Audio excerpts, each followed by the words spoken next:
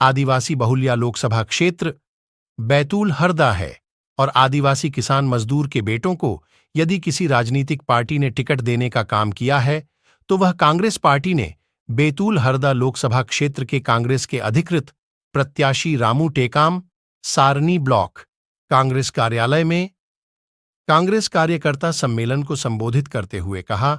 उन्होंने कहा कि शहरी और ग्रामीण क्षेत्र में लगातार आदिवासी दलित समाज पर अत्याचार बढ़ते जा रहा है, इसको लेकर भी उनके माध्यम से लगातार संघर्ष किया जा रहा है। उन्होंने भारतीय जनता पार्टी को आड़े हाथ लेते हुए कहा कि प्रतिवर्ष 2 करोड़ रोजगार देने की बात भाजपा की केंद्र सरकार ने की थी, लेकिन उनके माध्यम से रोजगार देने के बजाय रोजगार छीनने का काम किया है।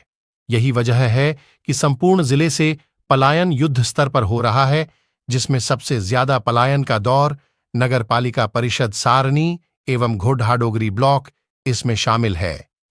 उन्होंने कहा कि कांग्रेस की सरकार यदि केंद्र में बनी तो सबको रोजगार के संसाधन उपलब्ध कराने का कांग्रेस सरकार के माध्यम से प्रयत्न किया जाएगा। इसको लेकर विजन भी तैयार किया जा रहा है। कांग्रेस कार्यकर्ता सम्मेलन को कांग्रेस के जिला भैया लोकसभा चुनाव का बिगल फूट चुका है। 26 अप्रैल को मतदान है और आपके पास 26 दिन का समय है, तो कांग्रेस का हरदा हरसूद लोकसभा क्षेत्र का विजन क्या है जिसको लेकर आप लड़ेंगे? कांग्रेस सबसे पहला पॉइंट है बेरोजगारी की समस्या, महिलाओं के सम्मान की बात, जहां पे पूरे मध्य प्रदेश में महिलाओं का सम्मान आज नहीं हो पा रहा, उसको लेकर के जो इस सारनी में पलायन हो रहा है, चाहे भैंसदेई विधानसभा में पलायन हो रहा, रोजगार नहीं मिलने के कारण, उसको रोकने के लिए हम बात करेंगे। नई इकाई को लेकर वर्ष 2012 से जद्दोजहद चल रही है और कांग्रेस की जो भूमिका होना चाहिए प्रतिद्वंदी की, वो भूमिका का निर्वाह ईमानदारी से नहीं हो पा रहा है, उस पर क्या कहना चाहेंगे? माननीय कमलनाथ जी जब मुख्यमंत्री बने 2018 में, तो उन्होंने पूरे इससे प्रयास किया कि यहाँ पर इकाई खुल जाए और उससे रोजगार के अवसर यहाँ पे प्राप्त हो। जैसा कि मध्य प्रदेश की दूसरे नंबर की नगरपालिका सारनी कही जाती थी, यहाँ पॉपुलेशन और वार्ड भी ज्यादा थे और कमलनाथ जी ने ईमानदारी से उसके लिए प्रयास किया, लेकिन हमारी सरकार गिर गई। उसके बाद भारतीय जनता पार्टी के लोग वही झूठे वादे झूठी बातें हमेशा करते हैं और केवल चुनाव के समय में सामने ये सब चीजें लगते हैं। 18 दिन के चरणों को अवलंबन करता हूँ और जैसा कि आप जानते हैं कि मैं पिछला लोकसभा चुनाव भी मैं 19 में लड़ा था और हारने के बाद में लगातार 5 साल में आप लोगों के बीच में, कार्यकर्ताओं के बीच में, जनता के बीच में हो सकता है उस समय लोग मुझे ना जानते हो या पहचानते हो या कुछ लोग मुझे जानते थे और वो देश का चुनाव एक अलग था। लेकिन जो 5 साल में मैंने जब क्षेत्र में घूमा तो ये मैंने महसूस किया कि आज हमारा जो बैतूल लोकसभा है बहुत पिछड़ा हुआ है। आज हमारे यहाँ पे जो सारनी जो खदानों के नाम से जाना जाता है, आज सारनी की खदानें, भूमिगत खदानें बंद पड़ी हुई है। आज हमारा छिंदवाड़ा देख लो, जहाँ पे हमारे कमलनाथ जी लंबे समय से सांसद और अभी हमारे आदरणीय बड़े भाई नकुल नाथ जी सांसद हैं, वहाँ पे वो खदानें शुरू करवा देते, जबकि वहाँ पे तो अब केंद्र में हमारी तो कोई सरकार नहीं है।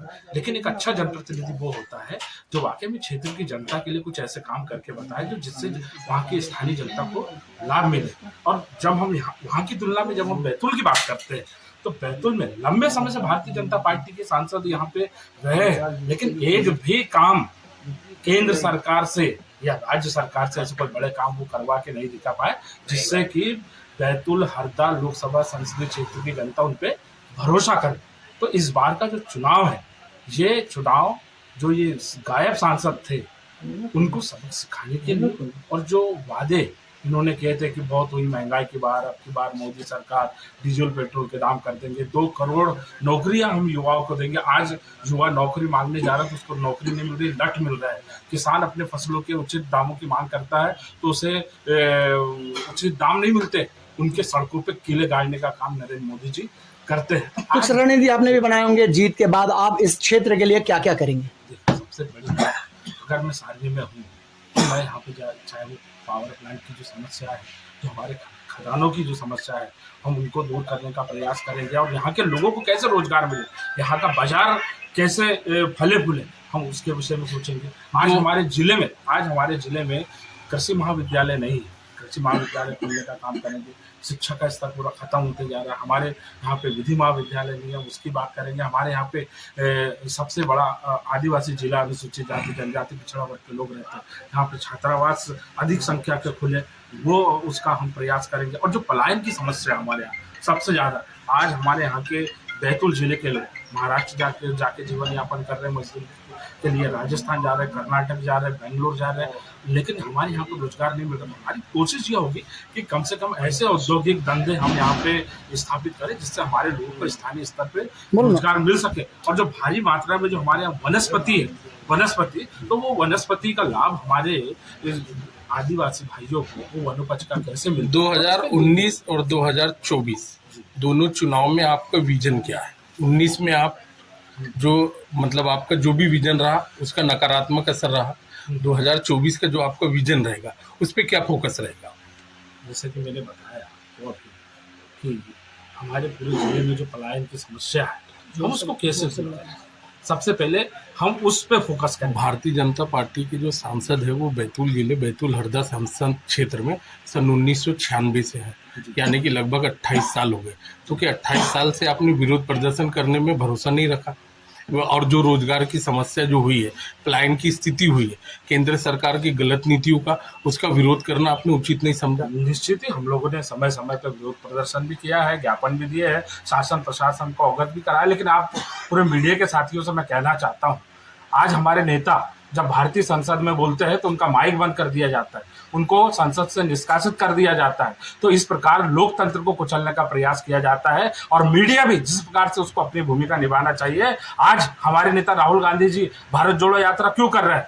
आज पूरी जो लोकतंत्र की जो स्तंभ है उनको खत्म करने का प्रयास जो हो रहा है, राहुल गांधी जी सड़कों पे उतरे, कांग्रेस का एक एक कार्यकर्ता सड़कों पे उतरा है। और जैसे आप बात कर रहे हो कि आप लोगों ने आंदोलन नहीं किया, हमारा भाई भूषण कांति जिसके ऊपर कई यहाँ पे केस दर्ज हुए यहाँ के छोटे मोटी समस्याओं को लेकर के, आदरणीय हेमंत वागेद्रे जी, हमारे सुनील शर्मा जी, समीर खान जी, इन लोगों ने कई आंदोलन किया। हमारे कांग्रेस का एक एक कार्यकर्ता जिले की एक एक समस्याओं के लिए लड़ा है और आगे भी लड़ता रहेगा। तो बीजेपी के 400 उम्मीदवार हैं जो 400 पार करेंगे। किस जगह से लड़ रहे हैं ऐसी लिस्ट पता चल जाए कि 400 उनके उम्मीदवार लड़ रहे हैं। उनका एलाइस लड़ रहा होगा, उनका संगठन लड़ रहा होगा, पर बीजेपी 400 सीटें नहीं लड़ रही।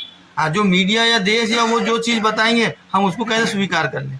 400 तो मेरे ख्याल से उनके उम्मीदवार नहीं है पूरे देश में, तो जीतने की तो सवाल ही पैदा नहीं उठता। और इस देश में बहुत ज़्यादा नफरत, इस देश में बहुत ज़्यादा झूठ फरेब, पूरा तंत्र उनका है, पूरा लोकतंत्र है, ईडी है, हमारे जो जनप्रतिनिधि है 2-2 3-3 मुख्यमंत्रियों को उन्होंने अंदर कर दिए हैं। जितने लोग भ्रष्टाचारी हैं वो सबको, जिनको वो इल्ज़ाम लगाते थे उनको सबको पार्टी में ज्वाइन करा के उनको क्लीन कर दिए हैं। तो ये पार्टी एक कैन प्रकरण कैसे भी करके इस देश को अपना बनाना चाहती है और हर हाल में वो लोग जीतना चाहते हैं और ये पवंडा है। पर जनता सब समझती है। जो राहुल गांधी की यात्रा है, जो लोग हैं, जो सारनी के लोग परेशान हैं, जो जिले के लोग परेशान हैं, देश के लोग हैं, जनता बहुत अच्छा है। और जब रिजल्ट पता चलेंगे तो चौंकाने वाले रिजल्ट पता चलेंगे और ये सरकार 101% नहीं रहेगी। आने वाली सरकार कांग्रेस के अलायंस की सरकार रहेगी। बहुत बहुत